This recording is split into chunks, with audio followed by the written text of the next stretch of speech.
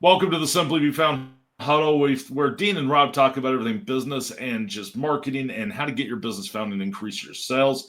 Today we have our guest Z. Did I say your name right, Z? Yes. All right, Right. because I just Thank second you so guessed much, it since we Robert. talked about that a little bit in the thing, and yeah, so you bring a lot of knowledge in. You're a graduate from MIT. You do everything inside of the SEO world. I know your website's SEO Queen, but can you tell everybody kind of about you, where they can find you, and kind of just some of that information before we dive into a good conversation about SEO and getting businesses found? Yeah, so my name is Z Scott. I'm the founder of the SEO Queen, and my company helps businesses get found online. We help them get more customers, clients, and revenue with effective SEO strategies, whether that's on Amazon, Google, YouTube, Instagram, Twitter, or X, wherever uh, digital assets are located. Now, Z, I didn't check before we hopped on. You're not an agency with us right now, are you? No, I'm not. Okay. I didn't think so, but there's going to be I one found time you that on I'm going to have Podman. one sneak up on me, and I'm going to be like, they're like, yeah, we use you all the time. I'm like, I don't. Foot and mouth. What kind of changes are you seeing out there right now for SEO, Z? The biggest changes that I'm seeing is that companies that are visible on all platforms are consistently getting traffic. They're consistently winning. I think the basics are still effective. It's just now consistency is rewarded more so than ever. I think consistency, I would agree on that, but I also think quality to where it's not just all AI generated crap because marketers will ruin anything that's good. We'll start just blasting things out there because we can, and quality used to be king. But I think there's some quality. You have to have some quality to your content now, just not quantity to your content. Well, the helpful content update with Google definitely has made expertise a priority. I tell my clients all the time, like those conversations that you're having with your clients, those are the topics that need to be discussed and communicated in your content online. Absolutely, quality is very important. Yeah, you're speaking my language from right there because if you've watched any of our videos, what I preach the most is when you get done, if you're a contractor and you get done doing a bid or something like that, you get in your car, record a video about what you just did, what you just went over. Then you have notes for it. Now you have a video content for it. You can create your social media from that using your transcripts. You open up a can of worms because there's things you do on a daily basis that don't get communicated out there. And those are skill sets that get searched all the time. Right, absolutely. So one of the things that I harp on to my clients all the time is the power of vertical search. Like you don't want to just focus on web results. You also want to make sure that your content is optimized for your images, your video, and you definitely want to have a presence on YouTube. YouTube is definitely a game changer and is very important. And the news results. A lot of companies don't see the value in having media placements, but it's very powerful, important to get on Google page one for news results. In fact, I had one of the businesses in my community hop on a webinar this week because of an article that a couple of articles that Business Insider did about me and my company. That's awesome. Well, Mhm. do you have any secrets to being able to do the media outlet? Are you using any press release services, or what's kind of your strategy on that? Well, I think the powerful thing about digital PR is just really understanding where your ideal clients are reading, like, and then just getting on those platforms. And so for me, I really focus on Black owned and women owned businesses. I do have some clients that aren't that, but the majority of the businesses that have gravitated to my business have been in that area. And so I've contributed to EURweb.com, which is a very popular urban media outlet. And then I've been featured in Black Enterprise and other places where my ideal customers are reading. Now this might come as a shock. I've never done anything inside of that world, Mhm. but what I'm kind of curious on is it harder to get inside of those placements, or is it easier than doing the traditional stuff like Forbes and all the different stuff that's out there like that? I'm kind of curious. Well, I think when you delve deeper into the PR world, you'll see that relationships are very important. Yeah. Consistency and persistency is very important to get those placements, and just having a good story to tell. Once you have a good story to tell, that definitely opens the door to get the coverage that you're looking for. Cool. And there is one platform. It had went away. I guess their new branded platform didn't do as well, but Help a Reporter Out is back. Are they back? I didn't know they were back. I knew they disappeared. Yeah, they're back. They're back. They actually, I've been getting emails like crazy from them. So Help a Reporter Out is back. And when I first launched my company, I submitted a feature to Carol Roth, and that was one of my first PR placements is Carol Roth, which I did myself. Cool. I know I use featured. .com. I use that I've one. heard of Featured. I think I've heard of Featured. I think Help a Reporter Out, Easy List. Easy Media List. That's another place that has a listing of all your major media outlets, radio stations, newspaper outlets, nationwide. So that's another great resource, Easy Media List. Well, that's awesome that Help a Reporter's back. I used to use the heck out of that when it first came out, and then oh my goodness, and it's the same format. It's so good. I'm so glad it's back. You mean they didn't try to make it better because that everybody likes to get their hand inside the technology and pivot all the time? Man, I like that old school email. Just give me the list. Let me go through it, and I can just pick which clients to send what leads to. That's good. So tell us a little bit. What kind of clients are you looking for, Z, for your business? I mean, are you looking for regional, local, national? And then can you give me a little bit of what you're trying to do and how you're trying to help it? I know there's different strategies for different ways. So I work with dentists. I work with creatives. I had the opportunity to work with Ntozake Shange's estate a couple of years ago. Their website was a mess, so I had to fix it, the on page, and they weren't really ranking for any of the terms that people were looking for. And Ntozake Shange, for those who don't know, she was a California-based playwright and author and poet. And Tyler Perry made a major motion picture from her play for color girls who have considered suicide when the rainbow wasn't enough. That's the whole name of the play. Okay. I've never heard of her. She's pretty famous, though. Well, Rob and I spend most of our time reading technical books that we do for pleasure or plays and things like that. So that's part of our downfalls. We're so busy doing data research and things like that. We don't think that way sometimes. But so I look at data all day. That's about all I look at. But hey, sometimes I get out of the basement and have to interact with other people. Yeah. Well, his room should be padded, Z, to be honest with you. But so, you said you had to go and fix your website. Give an example of how you had to fix it, because we talk about schema, we talk about keywords, we talk about all these different wonderful things.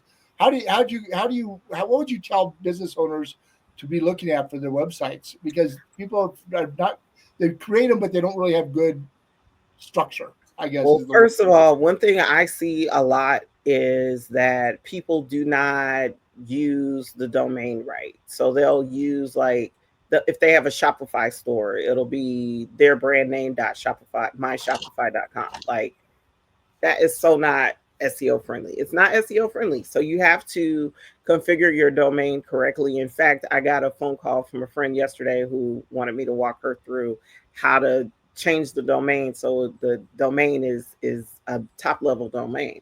So that's one thing I see. Another thing I see is the permalinks in a WordPress site aren't configured correctly. Ideally, it's best to use text. I know you could use post month and year / the post name. I generally take the date out If you date your content in that way in the URL, the content eventually will fall off. If you want your content to be more evergreen, it's really important to just have a URL just is yourdomain.com slash the target phrase that you want to rank for. It makes it easier in the future if you want to update that content to keep it relevant in the search results. Now, one thing that I'm sure you guys know is that, blog posts are the content that has the longest life of any content you could put out there, versus social media or anything. So it's really important for your thought leadership to be shared in your blog posts and to put blog posts out there. In fact, I got on Google page one not too long ago for some keyword terms because I just decided to, take a different angle. It's like just let my conversations that I have with my clients kind of guide my content. So yeah, and it pays off on Google page No, one. that totally makes sense, and I agree on the whole entire date piece for how you set your permalinks up. I see that all the time. What I like is if I'm using WordPress, I like to use, if I want the date on any of my content, I use last modified. So then as I come back and I go through and I modify stuff, and I'd say that's probably one of the biggest downfalls I see for a lot of businesses as well, is they don't go back and make any updates to their current content or their blogs. And I think that's a huge spot that's an opportunity because Google loves the hell out of that. Bing loves it. Yahoo loves it. Most of the search algorithms absolutely pick up on it. It's also going to affect, from the data points I'm looking at right now, it's going to affect how AI search is coming out and, crawling your site and looking at for most valuable piece. You want that date on there so it knows it's the most relevant to then scan it again for that last update. Because then it knows, okay, this has been updated. I can put it in my catalog this time. So it kind of gives a double whammy, but I don't like putting it in the URL or the web address. Right. And I think another thing that's really important with the content strategy is just the volume of content. I think a lot of business owners, they think, oh, I just need 5 or 10 pages. But the reality is like there's a direct correlation with your bottom line and how much content you have on your website. Like the larger your website is, and that content is good and relevant, the more money you'll make because you'll attract more people to your website. I'm seeing on average, I don't know what your data research shows, but I'm seeing anywhere from 5 to 10 keywords ranking per page on a website. So if you have, 5 pages on your website, you're looking at a maximum of 25 to 50 keywords. You can't really build a business sustainably on that kind of traffic. You can't. So, I mean, if you're talking about a local roofer, I was just looking at data points for it before we hopped on the call, and I've been tracking it because I'm doing a couple test pieces with them to see if I can get a couple things to work differently than they've worked in the past. So I'm watching a little bit closer, and I would say it's probably, they're sitting around 8 keywords per page. You're seeing about 8 keywords right now? Yeah, that's what I'm seeing for that. Yeah, so it fits in that same slot, like right in the middle. Yeah, 5 to 10. Yeah, that's what I've been seeing. Yeah, I think, when I talk to business owners and they tell me what their goals are, I just do the math and say, this is the amount of effort that is going to be required. And whether or not they're, a service-based business or locally focused, you can pull the data on what keywords people are looking at in certain regions. And so it's really important to have a data-driven SEO strategy that is taking quality content, putting it out there consistently. So, well, one of the comments you made, Z, was on the domain, changing domains and doing that. What do you think's the value of an older? I mean, you have older domains that have been around longer, but you're saying align it. Do you see? I think you're misunderstanding it, Dean. Oh, am I misunderstanding? Yeah, how I understand Z is like if you go get a Shopify, they give you a subdomain on Shopify.com, and what she's saying is go get a level 1 domain, which would be like go get your own domain, like www.yourdomain.com. Okay. So I understand you're right on that, Z? Yeah, for your brand. And Dean's our small business guy that kind of falls around. He doesn't open those cans of worms. I'm like, I knew he was going to go down that road, and he was like, "Oh, did you get a new domain?" I think there's a lot of listeners that might think that too. It's like, no, don't go get a new domain. That'll really hurt you. Yeah, well, no, that's because you and I had this conversation with some of our clients. Is don't just go change your domain name because it's all brand new. You know. I think I had a client. What was it? It was it December? I think it was December 2020. She did not tell me that she was changing her website domain and tanked all her traffic. I was so upset with her. I was so upset. So upset. You know one of the most heartening or disheartening or really hard things to swallow is when someone leaves you and you see them go with a new provider, and you did all this work on getting all these blogs and everything all set up. Now, I don't mind if you leave. It's not, I mean, if we're not a good fit, great. But they go with this new provider and they start with a brand new, fresh WordPress site. They changed all the pages, changed all the site structure, didn't bring any of the blogs over, didn't bring any of that effort inside of there. And you just look at it and go, that killed it all. Instantly, just made it poof. Well, you know what I don't like? I had another client last year. They told me that they had went on Fiverr and got an SEO consultation. I said, you know what? I want to see this report. I want to see this Fiverr report. I took every single one of the keywords that they proposed and I popped that into SpyFu, and none of the keywords had any traffic. I was like, what is going on? That's why I have a blog on my website about Fiverr SEO versus the SEO Queen. Like a lot of these so-called SEO people, like I met this one guy at Traffic and Conversions who was bragging. Actually, I've met quite a few men over the years. They brag about learning SEO from blogs. And I'm just like, I don't know. Like, honey, y'all are not giving, like, I look at the data. So You're not giving that. So they have the same issue I do with my wife when we're driving. Do you know where we're going? Yeah, I know where I'm going. Well, you should ask directions. This doesn't feel right. I know because you get that attitude going on. Well, I mean, there's so many different people that call themselves experts. So there's a lot of people calling up and giving these false reports over to businesses, and they don't know the difference. I mean, we've all had the client that goes, well, someone says this is what they're seeing. I'm like, I don't know where they get their data from. And because that's wrong. And all it is it's data, it's reports to be able to either get you to pay more money, or it's reports to be able to get you to buy their service or whatever they're selling or switch. And what you see more of those people coming out of the woodwork when we go through and we do all the right SEO and they start getting all the traction because they have no work to do. They can just sit back and write it until it stops working and they got paid for it. I mean, that happens all the time in this industry. But and there's so many people that don't understand the data and don't understand where the data comes from.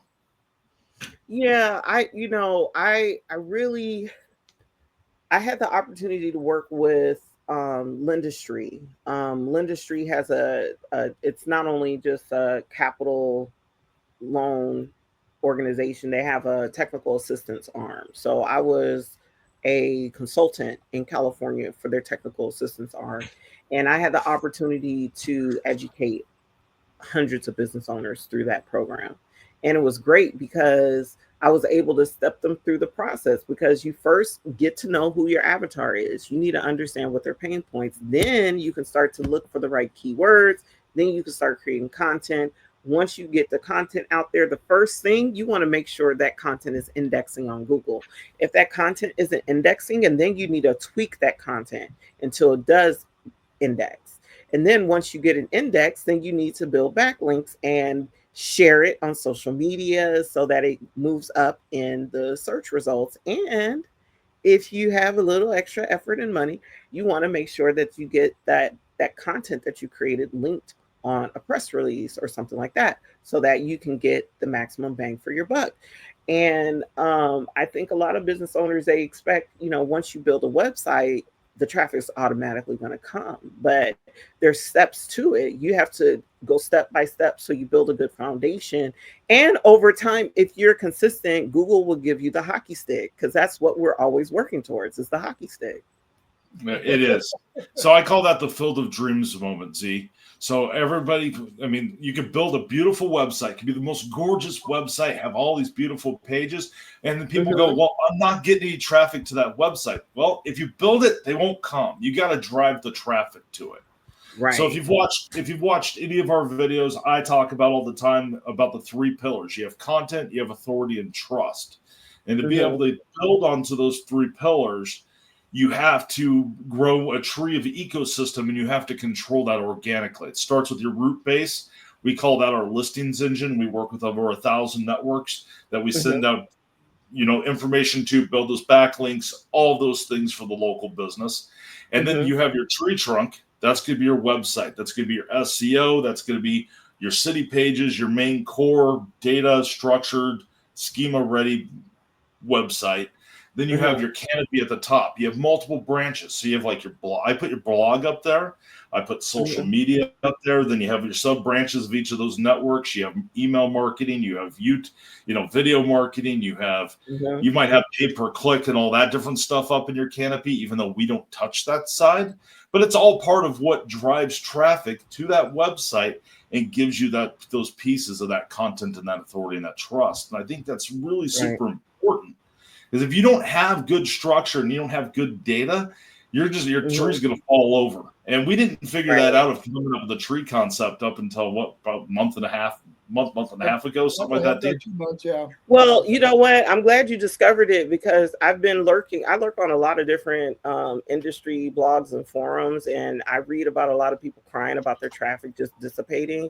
And my clients, they steadily continue to get more and more traffic. And I really don't see, with every update, a dip in traffic, because of taking that very strategic approach, making sure that we have the basics done, their website is fully optimized, that they have a presence on social media, that they're doing the backlinks, that they're doing the citations, that they're doing the press releases and whatnot. So that's really important to be consistent and have all those pieces, because you can't really build decent website traffic just posting to your website. That's just not going to fly with Google's algorithm anymore. It's too integrated with. Yeah. So you're talking about. Yeah, but you're talking about websites. I see a lot of designers do great things, and on desktop it looks wonderful. They don't pay attention to the mobile. Talk about the mobile importance. A mobile ready website and the importance of that. Do you guys focus on that? That's really important.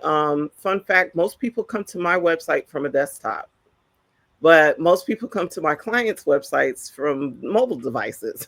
Right. There you go. Now, that's what I expected for us. And what's really super surprising, and it shocked the living hell out of me, is we're about 43% mobile, and then the rest is desktop or other. But it's almost a 50-50 split.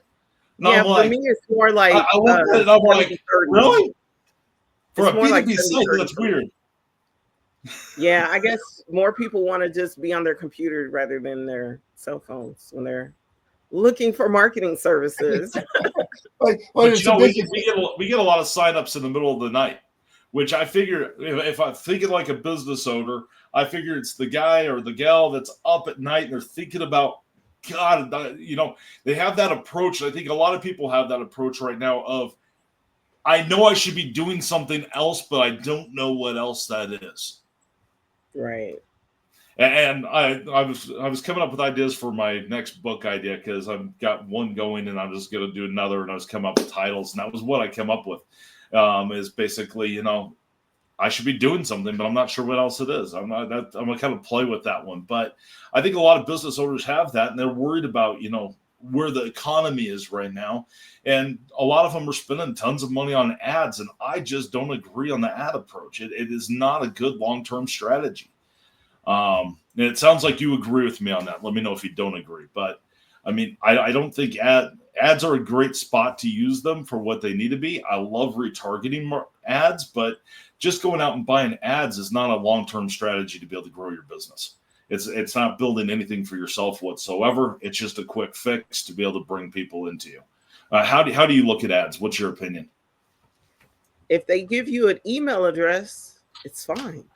Yes. True. How many local businesses do you see collect an email address from an ad? Most of my clients, I have to get on them about it. Yeah.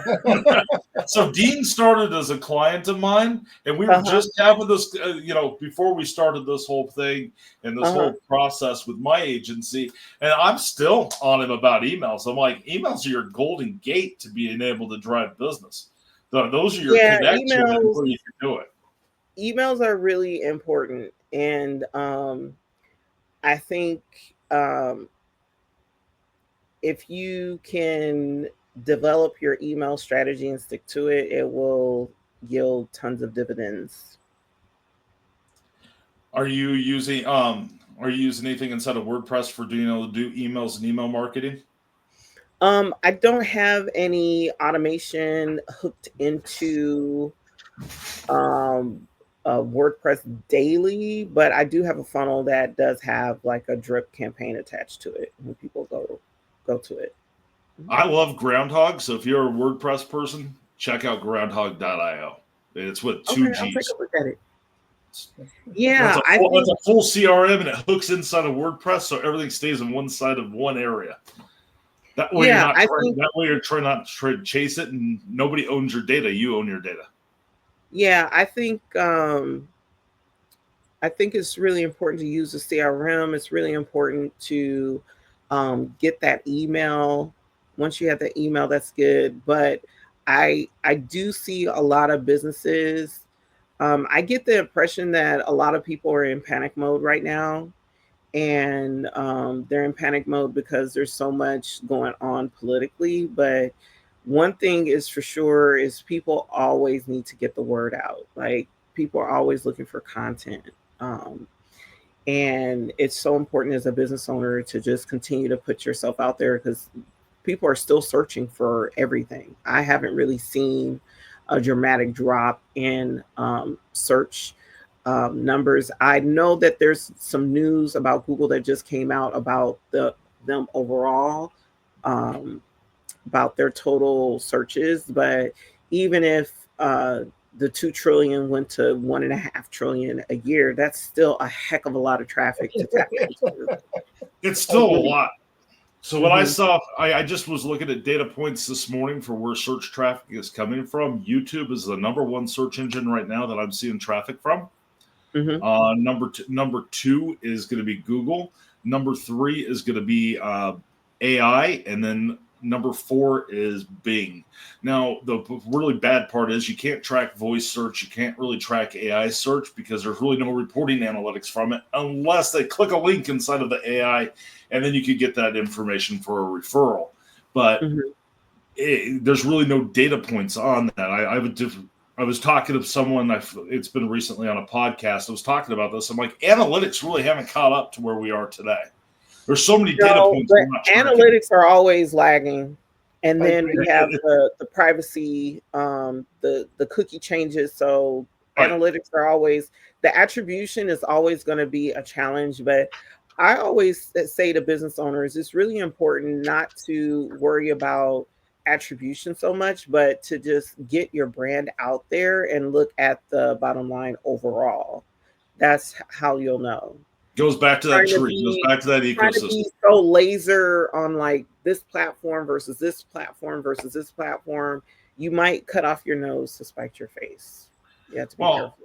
I think that's where a lot of agencies fail that are out there, because they go after Google and they only go after Google, and Google's not the only player that's out there. And if Google dies tomorrow and their traffic stops, which we've seen before, I mean, I'll date myself now. I mean, I remember at Alta Vista and Lycos were probably the 2 #1. I remember Alta Vista and Lycos. I remember. You're dating all of us, Rob, damn it. With my baby face. I mean, I also remember, and I mean, when I was working for AOL, I and remember all that stuff. Dogpile.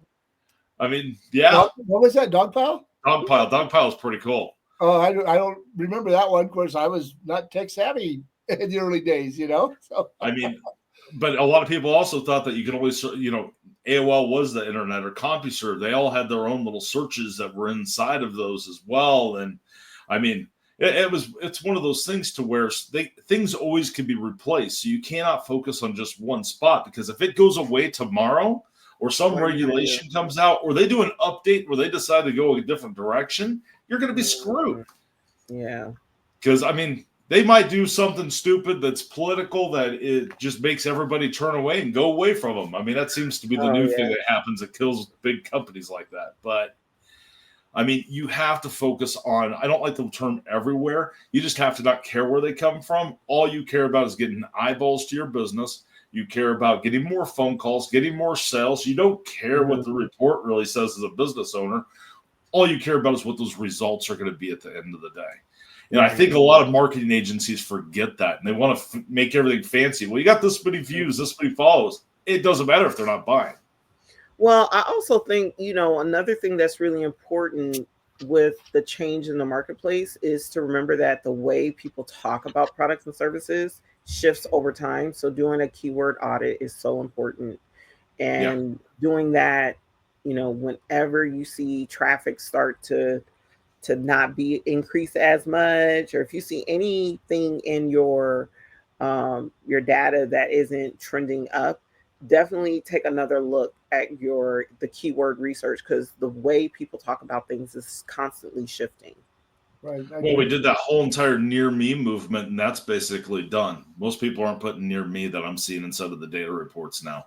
They're just putting in the business that they're looking for, or putting in the industry that they're looking for. Most common searches I'm seeing probably right now ranking are ones where people are asking questions, because people go to search and they ask questions all the time, especially with AI. Right. If you come up as a source, especially if you're local, that's going to be huge. And I think I got on the knowledge graph recently for some questions, because that's really like my bread and butter when it comes to SEO. I'm always looking for questions, because questions is what people want. That's what is out there. So questions are huge. I mean, I know we're on the knowledge graph for a few things. Voice search, we lead it for knowledge graph. For how much search happens inside of that world. And if anybody looks up voice search, we're probably going to be inside of there. But it's one of those things to where you have to have the right schema on your website to make yourself come up inside of that knowledge bank. And I think a lot of businesses don't have, a lot of web developers, a lot of businesses don't put the right schema inside of their site. And I'm a big believer in having the FAQ section of schema, a website of schema. Local business schema is extremely important if you're serving, especially if you're a service area business. What are your best practices when it comes to schema, and what are you thinking on that area? Yoast. I use Yoast. Oh, for doing SEO? Yeah. Yeah, that's what I use for schema, and it's pretty good for that. So that's what I use. Cool. I know there's other tools out there, and I know schema is really powerful, but I'm not doing. Most of my clients don't have recipe websites. We're getting the traffic without going too deep behind, beyond just the NAP. Okay. So when you're inside of Yoast has the option for choosing local business. Make sure you're checking that, because you have to get a little bit deeper into Yoast to be able to do it if you're not doing it. Because that local business is going to give you a lot more data points. The data points there are going to be stuff like your service area, your name, your address. So when you go out to those networks and you look at that, that listings engine, that whole entire root base, like what we do is Simply Be Found.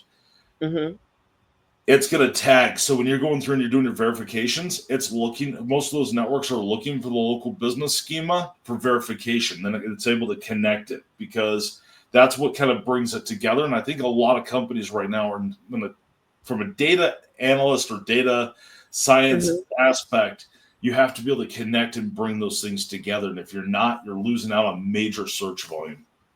Okay. Because it kind of connects those dots. And it's amazing to me on what kind of world there is, because it's this really basic code, but really it has a lot of power to it. Think about it kind of like being back in the 90s when we used to focus on meta keywords. Right. So that's okay. Yeah, I see what you're saying. I'm going to take a look at that. You know, that's what I love about the Huddle is there's so many different ways to be able to, and Dean's going to get mad at me for saying this, there's so many ways to skin a cat. But at the end of the day, there's a lot of ways to be able to get anything done. There's not just one way of doing it. And that's what I love about the internet. And we're in the Wild West. We've been in the Wild West for a really long time. And that's what I love about this industry is we've stayed inside of that. And now, one of the things that I've looked at, SEMrush for citation building. I've looked at Moz Local for citation building, and I'm just not happy with those solutions. I found one that's really helpful, and plus pairing that with Yoast, that sounds like that may even take my great results to even a greater level. So that sounds good. So Moz and SEMrush. I do not like Moz. I do not like Moz's citation building. Have you ever tried it? Yeah, I've tried it. And that's the whole reason why we created our citation builder. I hated Moz. That's why you became a citation builder? Yeah. Yep. Because you weren't happy with Moz? I wasn't happy with Moz. Moz uses Yext. SEMrush uses Yext last I knew. Don't quote me on that. Everybody, that whole industry, almost all of them. I hate to bash, but Moz, when I emailed their tech support, they were so obtuse. I'm like, where is my report? Where are my citations? Like, why do I have to I'm paying you. Like, why isn't this automated? Like, what is going on? And I'm so glad that because I was like, let me test this. And I was so disappointed. It's all these false promises with a lot of them, and they get you nowhere. So we ended up building it. So we started with Google, and we made some shifts, and I changed stuff around once we started getting the data. So we managed the data for over 70,000 locations. So as I started going through and messing around with that data and playing with it from a data science spot, I was like, well, we could hit here, we could hit here. And when we developed the listings engine, I broke it down. What was that, Dean? It was in the last 2 months. I broke down all the networks that we end up hitting because we do it in an organic way versus going through. So these places are able to give you some of those reports and say, I got you this listing, this listing, this listing. And it's because they paid for those spots. And if you cancel their service or something happens inside of there, they go away. I didn't like that. What I want to do is I want to be able to see it from the back end over time, be able to build up inside of my report status. So I have tools that I built that go through and they look at all my backlinks. I want to start seeing those backlinks actually coming up as a backlink report, and for me to see my rankings move. And as long as I'm seeing my rankings move, I know it's working inside of there. And that's how we kind of did that. But we work with over 1,000 different networks. Most of them give us no report back whatsoever, but it builds up that whole entire reporting process. I guess is where I'm going. Okay, I'm gonna check that out. We're looking for ways to hidden gem backlinks with as little effort from me. Like once I put the strategy together and the content, I just want to plug and play. Yeah, no, that's exactly it. So the back end of our system, Z, all you do is for an agency, you can add as many businesses as you want to it. So then it kind of comes out to where you have one dashboard for everything. Or if you're doing a lot of locations, we have our enterprise program coming out. That enterprise program will be where you can provide us a CSV, and then we'll just update all the information. But it's that name, that phone number, that address.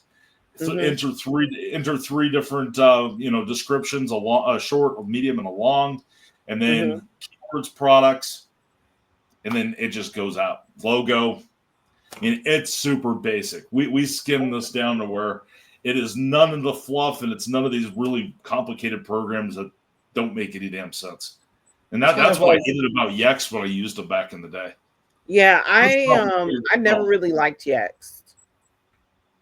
I was like, what the hell do I do? And then I have to talk to a salesperson and trainer. And I'm like, this doesn't need to be this complicated. Right. That's how I roll, Z. I don't want to talk to anybody either. I just want to put it in there and be done.